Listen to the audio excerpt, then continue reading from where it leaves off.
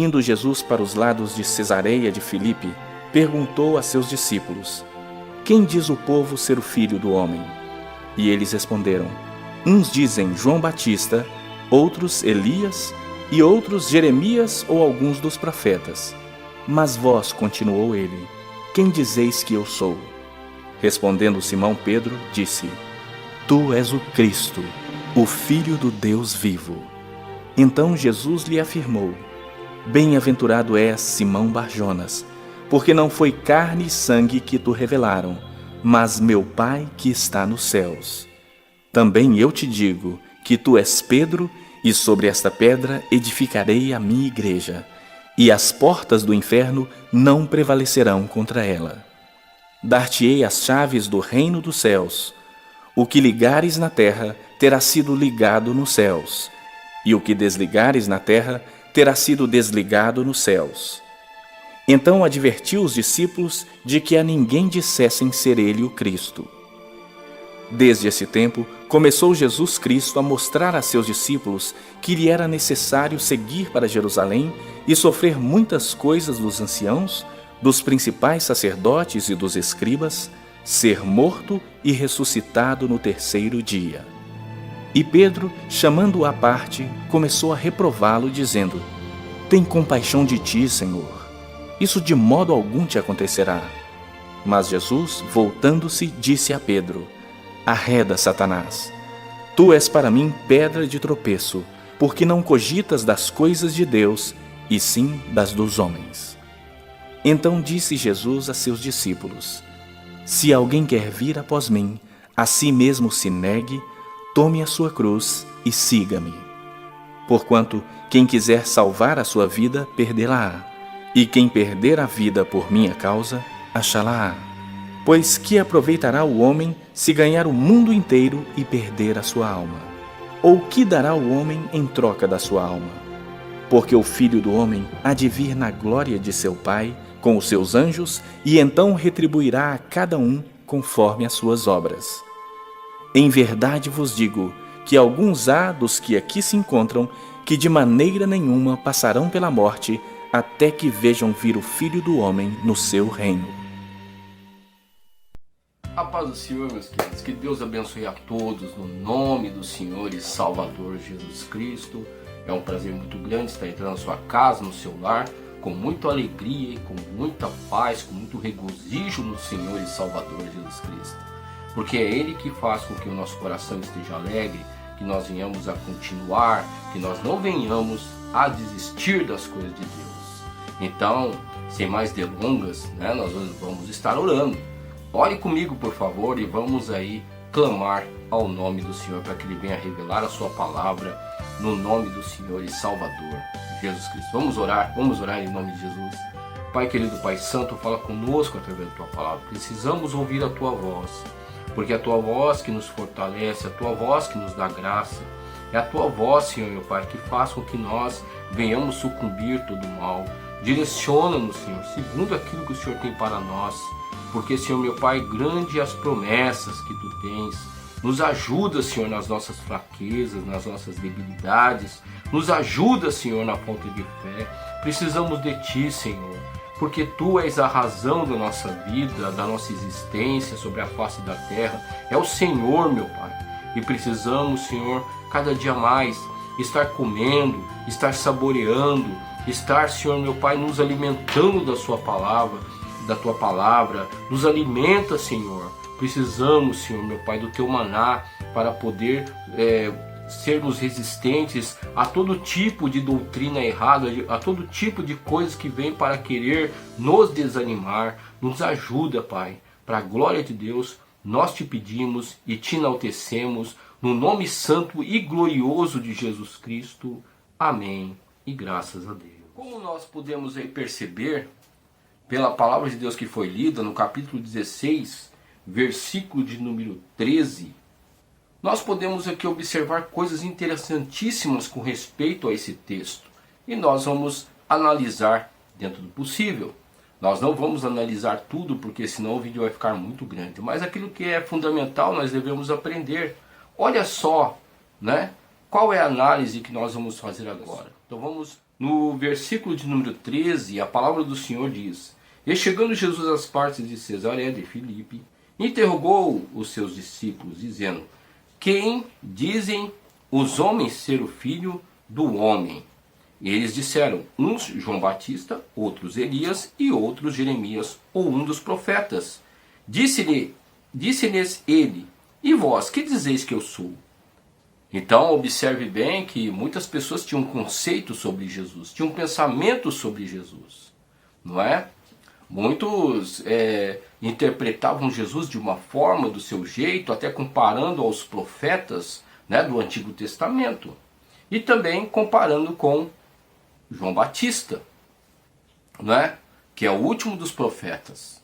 Agora observe bem que esta visão é totalmente distorcida. Por quê? Porque simplesmente aquelas pessoas elas não tinham intimidade com Jesus. Elas não tinham intimidade com Jesus.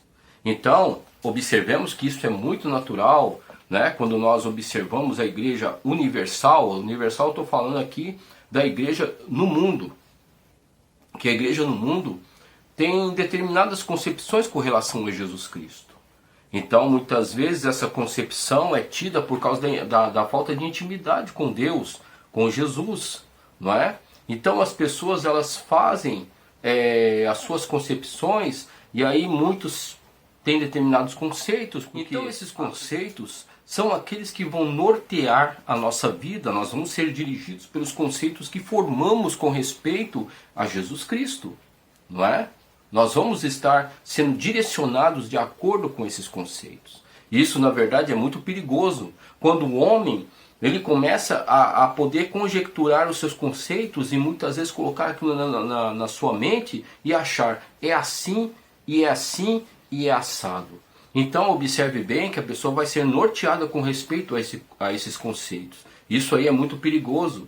Por quê? Porque os conceitos que eu tenho que ter com referência ou com respeito a Jesus Cristo tem que ser um conceito que é formado pela palavra de Deus. E nunca pela minha imaginação ou pelo que eu acho, que eu penso, porque isso pode ocasionar determinados problemas, determinados entraves que vão estar, o quê? Vão estar barrando a minha vida de crescer, a minha vida de ser direcionada por Deus. E isso é muito perigoso, porque a partir de quando o homem acaba sendo direcionado pelos seus próprios conceitos, não é?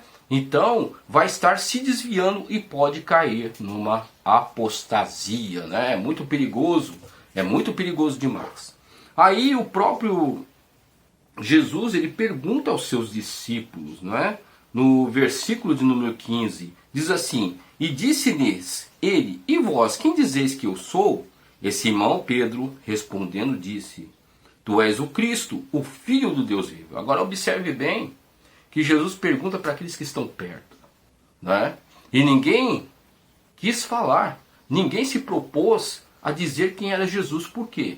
Simplesmente porque muitas vezes nós estamos perto de Jesus, nós vamos para a igreja, nós buscamos a Deus, muitas vezes nós estamos ouvindo a palavra de Deus, vivemos com o Senhor constantemente, somos templos do Espírito Santo, nós vemos os milagres de Deus, não é? Mas muitas vezes ainda nós não temos intimidade com Deus. E isso é um perigo muito grande. Porque aí o que acontece?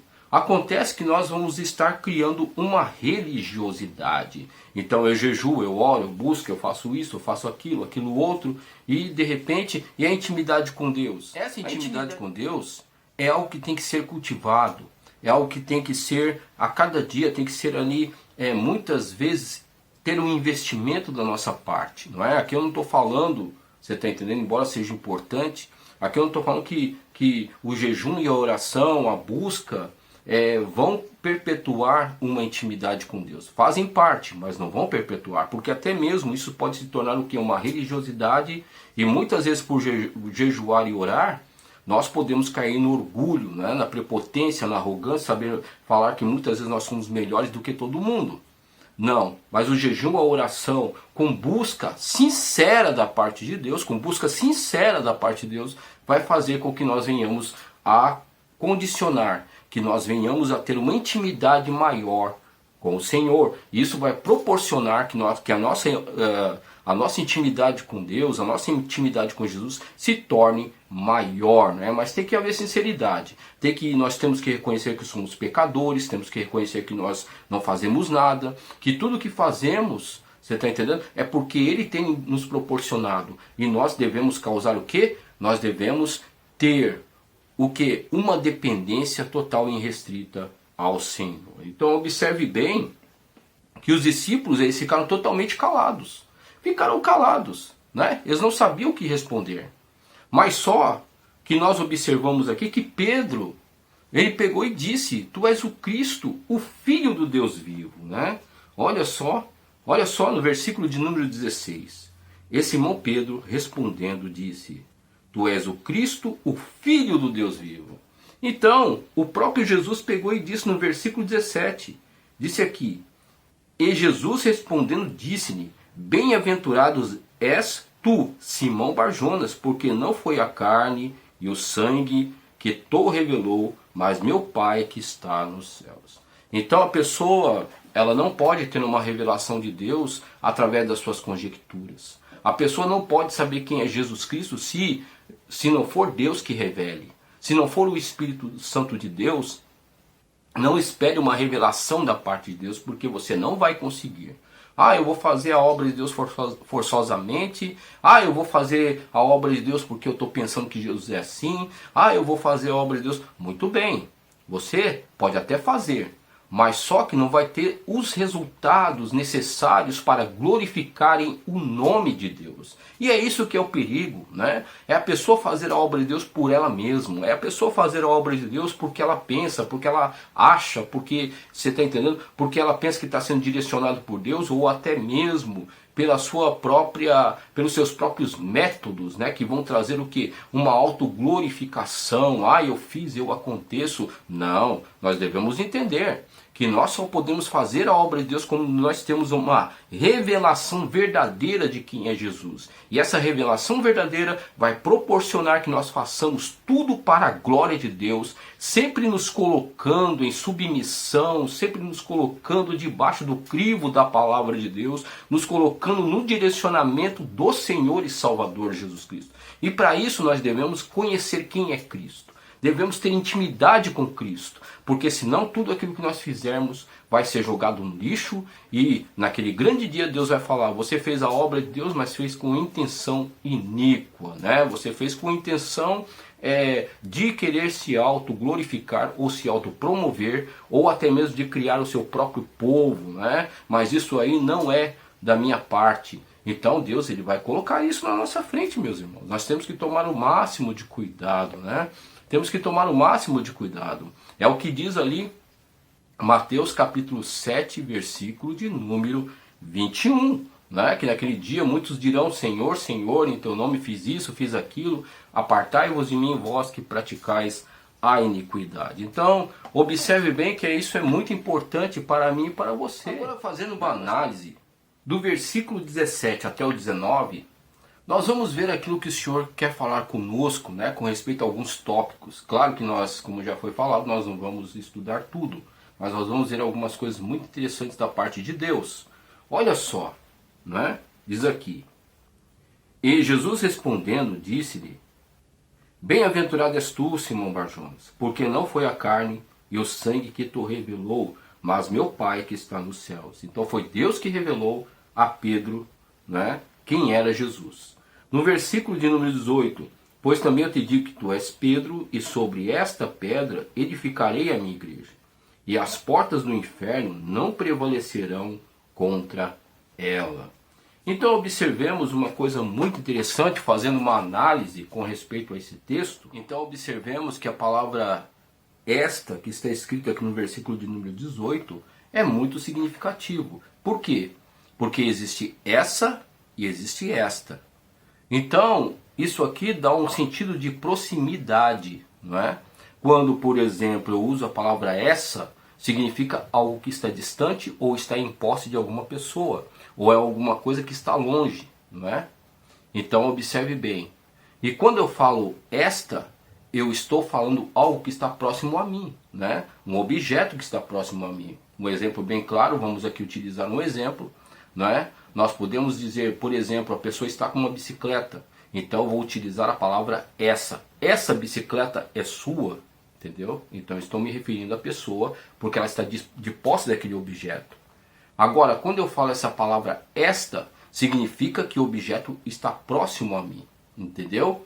Então nós vemos aqui que Jesus, na verdade, quando ele fala assim, e tu és Pedro, né, uma pequena pedra, uma pequena rocha, que é a palavra Petrus, né, no grego, nós estamos vendo que Jesus está se referindo a Pedro, que ele é uma pequena pedra.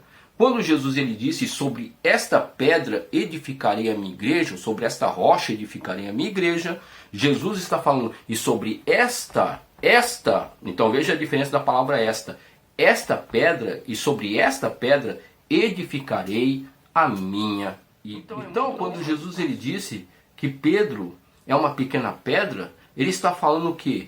Que Pedro é uma representatividade da igreja, né? Que a igreja seria formada por pequenas pedras, sendo que é fundamentada sobre a rocha que é Jesus Cristo.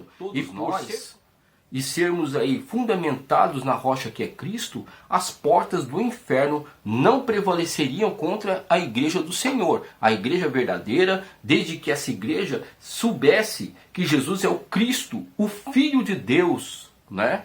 O Filho de Deus, e o inferno não vai prevalecer contra ela. É aí que está o grande segredo do inferno não prevalecer contra a igreja. Aí muitos iriam se questionar. Mas por que será que determinada igreja fechou então? Por que será que aquela denominação ela saiu fora ela sai totalmente fora dos parâmetros da palavra de Deus? Simplesmente, meu amado e minha amada irmã, é que essa denominação, é que esta igreja, né, ela nunca foi fundamentada em Cristo, que é a rocha. A igreja pode ter sido fundamentada simplesmente na visão do pastor. A igreja pode ter sido fundamentada unicamente naquilo que ele acha, ou com respeito à sua visão teológica com respeito à palavra de Deus, de uma forma distorcida. E muitas vezes não é o quê? Uma visão cristocêntrica. Essa igreja, na verdade, essa denominação, ela na verdade é uma igreja antropocêntrica, né? Ou seja, é baseada no homem. Então nós devemos tomar o máximo de cuidado com relação a isso, porque isso está acontecendo nos últimos dias, não é? E Deus não quer que nós venhamos a estar sendo enganados. Por quê? Porque muitas vezes, né, nós vemos que determinadas denominações elas vão colocar determinadas doutrinas, vão querer fazer coisas, né, que são completamente fora da direção de Deus. Vão colocar ensinamentos, vão colocar determinados dogmas, vão colocar determinados modismos, né, para querer o quê? Para querer atrair o povo. E nós vemos que quando a igreja é cristocêntrica, essa igreja ela vai ser pautada na palavra de Deus, ela vai ensinar sobre a palavra de Deus. E a única forma de estar chamando as pessoas é justamente através da palavra de Deus, dos ensinos da palavra de Deus, é através do convencimento do Espírito Santo. Então, meus amados, a igreja não pode ser pautada em outras coisas, porque a igreja tem que ser o quê? Cristocêntrica, baseada no Senhor e Salvador Jesus Cristo. A igreja ela tem que falar de Jesus, ela tem que falar das coisas de Deus. Você está entendendo? Para quê? Para que a igreja seja firmada na rocha verdadeira e ela nunca venha a sucumbir, ou nunca venha fechar, ou nunca venha, na verdade, ser sucumbida pelo inferno. Porque a igreja que é pautada nas coisas do Senhor, que é pautada em Jesus Cristo, ela vai poder vencer o inferno, vai poder vencer as batalhas, as lutas, as dificuldades. Vai ser uma igreja vitoriosa. E é isso que nós devemos entender. Que o Senhor Jesus ele vem buscar o quê? Uma igreja vitoriosa, uma igreja que está, na verdade, totalmente santa, irrepreensível diante do Senhor, preparada, ataviada pelo Senhor. E nós devemos entender que nós estamos nos últimos dias, então que nós venhamos ser esta igreja, né? A igreja que está fundamentada na rocha que é Jesus Cristo. Cada um de nós somos uma pedrinha, cada um de nós somos tijolos que estão em cima da rocha que é Jesus Cristo. E quando a palavra de Deus diz que nós somos estamos pautados no Senhor e Salvador Jesus Cristo, o inferno não vai prevalecer contra as nossas vidas, mas nós seremos muito mais que vencedores. Agora é muito importante nós salientarmos aqui, do versículo 20 até o 22, Jesus ele mostra que ele tinha que sofrer, tinha que padecer na mão dos pecadores, né? Que ele tinha que passar por muito sofrimento. Mas ele diz aqui no versículo de número 21, desde então começou Jesus a mostrar aos seus discípulos que convinha ir a Jerusalém e padecer muito, né? Padecer muito dos anciões, e dos principais dos sacerdotes, e dos escribas, e ser morto, e ressuscitar ao terceiro dia. Então observe bem que Jesus está mostrando que ele teria que ser aquele que ia sofrer, padecer nas mãos dos escribas e fariseus, não é? Mas ao terceiro dia ele ia ressuscitar. A morte de Jesus é muito importante. Através da morte de Cristo, nós podemos aí estar nos reunindo como igreja do Senhor. Olha só que coisa maravilhosa, né? Mas o que acontece? No versículo 23, agora Pedro, que outrora estava sendo usado por Deus, agora está sendo usado pelo inimigo para fazer Jesus desistir da cruz. Né? Apesar que Jesus não teve medo, né? Colocando com que Jesus viesse a desistir, né? Que Jesus tinha que ter pena de si mesmo, que Jesus, coitado de Jesus, que Jesus não deveria pensar dessa forma, que isso não iria acontecer. A pior coisa que tem é quando você está na direção de Deus e você muitas vezes está passando por lutas, situações difíceis, né? E você sabe que Deus colocou aquilo para você aprender algumas coisas, para que você fosse uma pessoa mais forte no Senhor, que você dependesse de Deus, né? Quando você está passando por luta, porque nem toda luta é para nos destruir. Existem determinadas provações que nós devemos entender que é para que nós venhamos a nos fortalecer na fé, para que nós venhamos estar mais presos ao Senhor, para que nós venhamos a estar mais vigorosos nas coisas do Senhor. Existem lutas que é para me preparar e preparar você para que Ele possa nos dar coisas melhores, não é? Mas tem pessoas que ficam colocando como se nós fôssemos dodóizinho, como se nós, ai coitado de você, né? Ai coitado de você, ai porque você não vai conseguir, ai porque não pense dessa forma, não pense desse jeito, ai porque você está nessa igreja, você está sofrendo, ai porque você não sai dela, ai porque, eu estou falando isso, né, quando a igreja é verdadeira, né? Tem pessoas que dizem para você desistir das coisas de Deus, mas nós, veja bem, nós temos que repreender esse tipo de coisa, né? Temos que repreender, né? Porque as pessoas muitas vezes passam a mão na nossa cabeça falando que nós somos fracos, que nós não podemos nada, mas muito pelo contrário. A palavra do Senhor diz para nós sermos insistentes, para nós termos fé que nós vamos conseguir. A palavra do Senhor diz que nós somos muito mais que vencedores e que, como nós acabamos de ler, a igreja verdadeira, ela vai ser vencedora. E quando nós somos fundamentados na palavra de Deus, quando nós somos fundamentados em Jesus Cristo, que é a nossa rocha, nenhum poder das trevas, nenhum ser humano vai nos abater, mas nós vamos ficar firmes, crendo na palavra de Deus, que a palavra de Deus é a verdade e que nós vamos sucumbir todo o mal. Então, meus amados, nós não podemos aceitar palavras de dodóizinho, não. Nós não podemos aceitar palavras de negativismo, querendo muitas vezes passar a mão na nossa cabeça, embora possa ter uma determinada boa intenção, mas temos que tomar cuidado. Porque isso pode fazer com que nós venhamos a desistir, sabe, de seguir ao Senhor.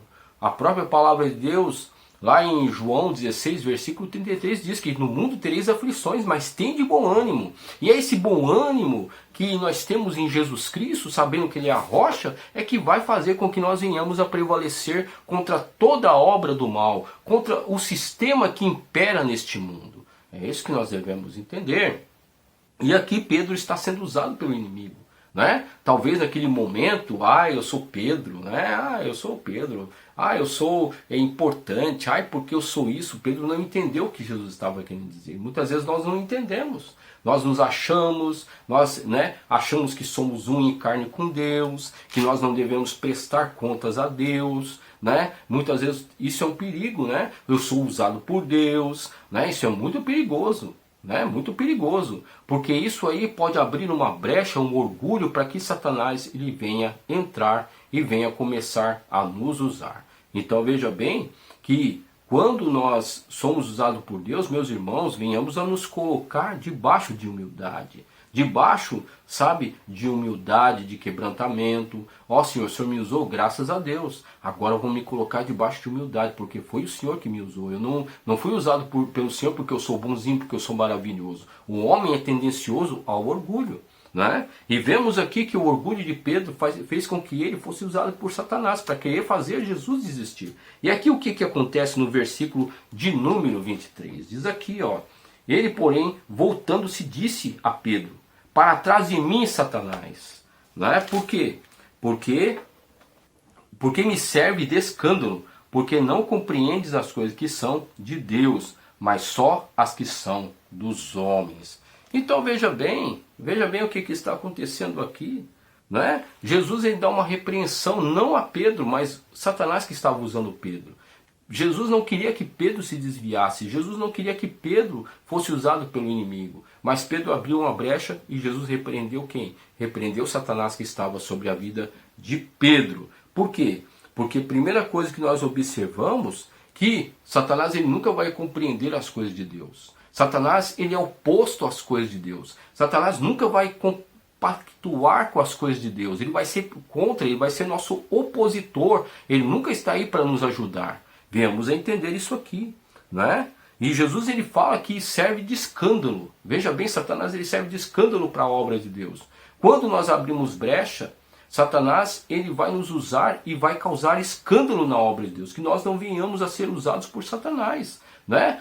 Através dos oferecimentos, através daquilo que ele diz que é uma vantagem. Tome cuidado com as vantagens, tome cuidado. Ah, porque isso aqui está muito difícil, vou usar a forma mais prática e a forma mais fácil. Cuidado, meu irmão e minha irmã.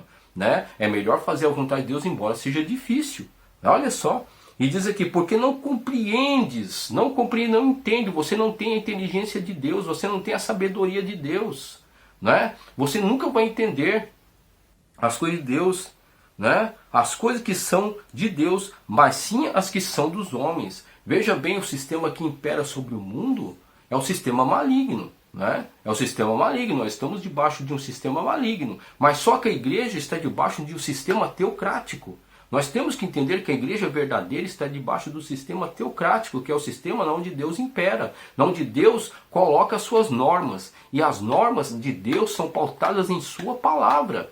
E nunca é de acordo com o sistema do mundo. Então nós temos que entender que sempre vai haver o quê? Sempre vai haver ali, quando nós fazemos a vontade de Deus, sempre vai haver oposição do mundo contra nós. Mas infelizmente, nós devemos entender que existem pastores, infelizmente, eu não falo para alegria, meus amados. Existem pastores que já estão compactuando, estão negociando, sabe? As coisas do Senhor, as coisas de Deus. Estão negociando a palavra de Deus com as coisas do mundo, já estão introduzindo as coisas do mundo dentro da sua igreja, porque é mais legal, política, né? Da boa vizinhança, né? Vamos aí compactuar, vamos deixar entrar, não tem problema nenhum, porque, meus irmãos, está contaminando a igreja do Senhor, e você com certeza vai estar pagando um grande preço.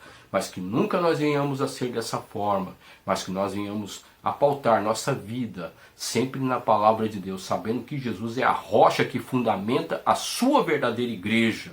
Né? Nós fazemos parte da igreja invisível do Senhor e nunca da igreja aparente, nunca a igreja material, as denominações, as grandes denominações, os prédios, né? Que muitas vezes a pessoa fica de boca aberta. Né? Não. Pode ser uma igreja pequenininha, pode ser uma igreja que tem aí poucos membros, mas o mais importante de tudo é que seja pautada na palavra de Deus e pregue sempre a verdade da palavra de Deus. Por quê? Porque naquele grande dia, né, os grandes líderes vão comparecer diante de Deus e vão falar: Senhor, olha a grande igreja que eu formei, mas como você formou essa igreja? De que forma você formou? Foi pautada na minha palavra? Jesus foi a rocha, a pedra fundamental? Ou foi você? Ou foi as suas ideias? Ou foi a sua doutrina demoníaca? Ou foi a sua doutrina herética que pautou-se nessa igreja, nessa denominação? Então, veja bem, né? Deus vai perguntar isso. Então, muitas vezes a gente acha, né, que vão ganhar grandes galardões, né? Então temos que tomar cuidado. Temos que tomar cuidado, porque a avaliação de Deus é completamente diferente do homem, né? Deus, ele tem a sua avaliação, como nós aprendemos na casa do Senhor, na Igreja Assembleia de Deus Central de Iguape, que é uma igreja que tem pautado na palavra do Senhor, tem buscado fazer a vontade de Deus. Não estou falando que é a única, mas nós temos que falar aquilo que é verdade. A Igreja Assembleia de Deus Central de Iguape tem buscado fazer a vontade do Senhor, tem buscado pregar a verdade da palavra de Deus, tem buscado, e nós aprendemos, né, através do nosso líder, né, nosso querido pastor João Mário, né, que isso é uma verdade, né, que a avaliação de Deus, né, a avaliação de Deus é totalmente diferente da avaliação do homem, né? Nós temos que tomar cuidado, né? Porque nós achamos que nós estamos avaliados diante de Deus com boas pessoas, e na verdade isso pode ser uma mentira, não é? De repente aquela pessoa que acha assim, poxa, eu estou fazendo a obra de Deus tão pouco, mas você está fazendo para Deus com amor, com carinho, a responsabilidade que Deus colocou sobre você, você está fazendo com zelo, então você pode receber um grande galardão, porque a avaliação de Deus é totalmente diferente, né? Então, meus amados, que nós venhamos a tomar cuidado com as coisas do Senhor, que nós venhamos a ter Jesus como nossa pedra principal, que nós venhamos a ser tijolinhos do Senhor, ali pautados nas coisas do Senhor, para que Deus, ele possa nos abençoar e nos fortalecer. Tá bom, meu irmão? Então que Deus te abençoe, Deus te fortaleça e que nós possamos prosseguir rumo ao céu diante do Senhor. E que Deus te abençoe em nome de Jesus, e nesse instante nós vamos orar. Pai querido, Pai santo, em nome de Jesus Cristo, obrigado por essa palavra. Fortalece meu irmão e minha irmã até aquele grande dia. Nos ajuda, Senhor. Nós somos fracos, nós somos pecadores, mas nós dependemos do sacrifício de Cristo para viver conforme a sua palavra. Em nome do Senhor Jesus, ó Pai, nos ajuda, porque precisamos de Ti, Senhor, para a glória e honra do Teu nome. Amém. E graças a Deus. Que Deus te abençoe e fique com Deus.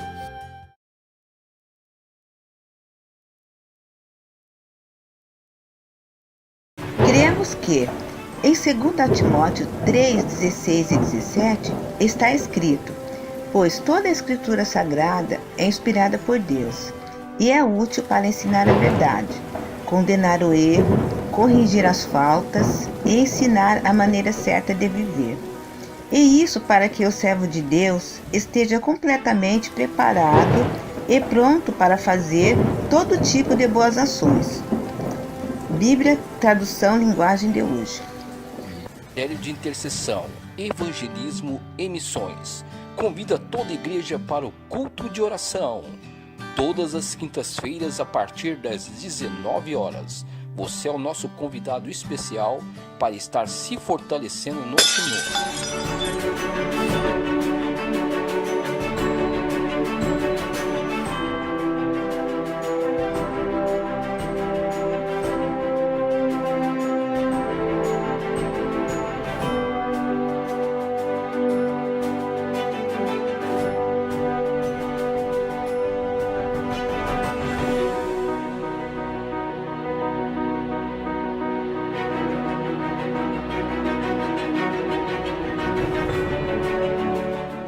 Assembleia de Deus Central de Iguape, uma igreja bíblica.